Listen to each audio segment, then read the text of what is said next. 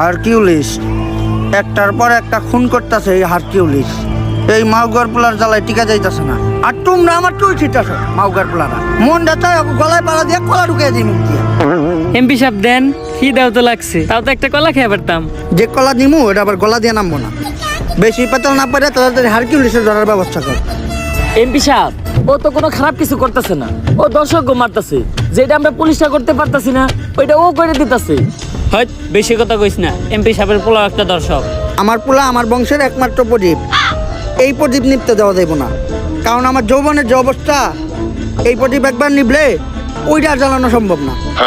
আমায় বেবি আলাই